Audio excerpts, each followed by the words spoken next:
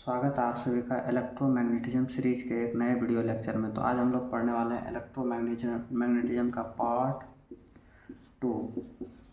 तो पिछले लेक्चर में हमने आपको बताया था इलेक्ट्रोमैग्नेटिज्म होता क्या है। तो मैंने बताया था मैग्नेटिज्म क्या होता है। तो इलेक्ट्रो मतलब बताया था इलेक्ट्रिक करंट, मैग्नेटिज्म मतलब मैग्नेटिक कैरेक्टरिस्टिक्स, यानी कि ये इलेक्ट्रिक करंट का मैग्नेटिक बिहेवियर ही क्या कहलाता है, इलेक्ट्रोमैग्नेटिज्म। तो मैंने यही बताया था ये कहाँ से आया था। तो ओरेस्टेड एक साइंटिस्ट थे, उन्होंने क्या देखा जी कि जब उन्होंने एक कंपास को एक करंट कैरिंग कंडक्टर के पास रखा तो उन्होंने क्या देखा कि वो डिफ्लेक्ट हो गया, यानी कि उन्होंने जब कंपास को करंट कैरिंग कंडक्टर के पास देखा तो वो क्या हो गया, उसका कांटा हिल गया। तो उन्हें लगा कि इसमें कुछ ना कुछ करंट मतलब उन्होंने देखा कि इसमें कुछ ना कुछ मैग्नेटिक बिहेवियर है। तो उन्होंने इस पर रिसर्च किया तो उन्हें क्या पता चला कि इलेक्ट्रिक करंट में भी क्या होता है, एक मैग्नेटिक बिहेवियर होता है। और ये उन्होंने किया था 1821 में।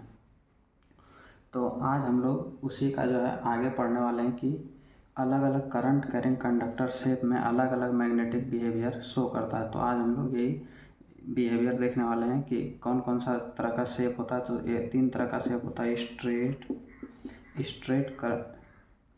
स्ट्रेट करंट कैरिंग कंडक्टर, दूसरा होता है सर्कुलर, और तीसरा होता है सोलेनॉइड। ये 3 तरह का जो है शेप होता है करंट कैरिंग कंडक्टर का, जिसका कि अलग अलग बिहेवियर होता है। तो हम लोग इस तीनों को डिटेल में पढ़ेंगे। तो चलिए अभी स्टार्ट करेंगे। अभी हम लोग स्टार्ट करने वाले हैं straight current carrying conductor.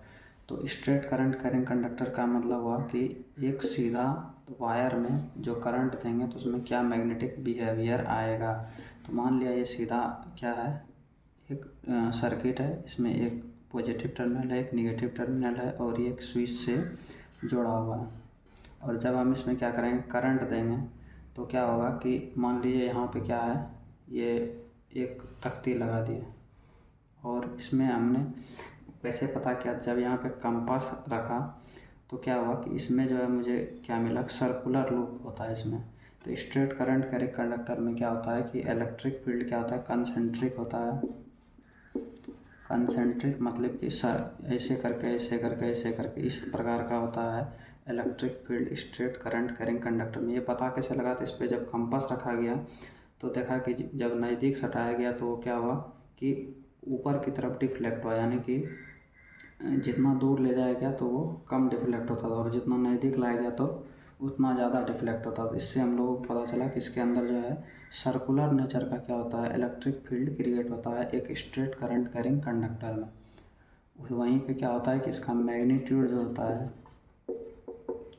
Magnitude जो होता है इस इलेक्ट्रिक फील्ड का जो मैग्नेटिक फील्ड का जो मैग्नीट्यूड होता है वो करंट के डायरेक्टली प्रोपोर्शनल होता है, यानी कि करंट जितना ज़्यादा रहेगा मैग्नीट्यूड भी उतना ही ज़्यादा रहेगा इस मैग्नेटिक फील्ड का।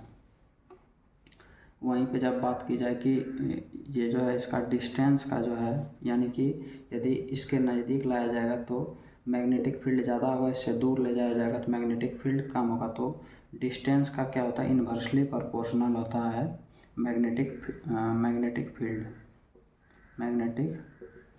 फील्ड डिस्टेंस का इन्वर्सली प्रोपोर्शनल होता है, यानी कि करंट कैरिंग कंडक्टर से कंपास को जितना दूर ले जाएंगे तो क्या होगा कि डिफ्लेक्शन उतना ही कम होगा। तो ये 2 प्रॉपर्टीज है स्ट्रेट कैरिंग कंडक्टर का। अब अगला टॉपिक हम लोग देखने वाले हैं कि हम लोग how to find the direction of magnetic field, यानी कि इसका मैग्नेटिक फील्ड का डायरेक्शन कैसे पता कर सकते हैं स्ट्रेट कैरिंग कंडक्टर में, यानी कि स्ट्रेट करंट कैरिंग कंडक्टर में मैग्नेटिक फील्ड कैसे पता कर सकते हैं। तो इसमें जो है हम लोग स्ट्रेट करंट कैरिंग कंडक्टर में डायरेक्शन पता करने के लिए हम लोग यूज करते हैं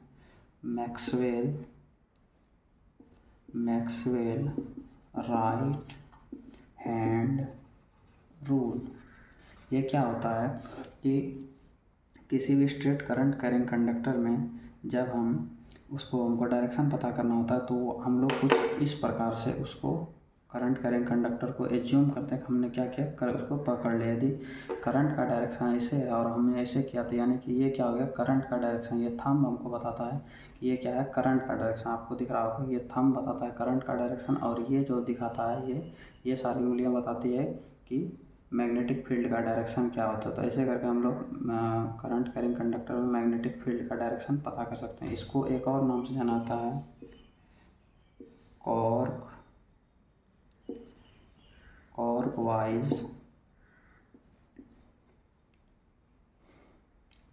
वाइज रूल भी कहते हैं इसको कॉर्क वाइज के रूल के भी नाम से जाना था। कॉर्क वाइज मतलब वो स्क्रू जो आपने देखा है, जब आप उसको कसते हैं तो वो क्या होता है कि वो जो स्क्रू अंदर जाता है तो वो क्या बताता है, इसे मान लिया आप कस रहे हैं तो ये इसका क्या बता रहा है, डायरेक्शन ऑफ करंट, और जिस ओर घूम रहा है वो, तो वो बताता है उसका मैग्नेटिक फील्ड। तो इससे ये इसको दोनों का मतलब दो नाम है इसका, मैक्सवेल राइट हैंड रूल भी कहते हैं और क्लॉकवाइज रूल भी इससे नाम से भी जानते हैं।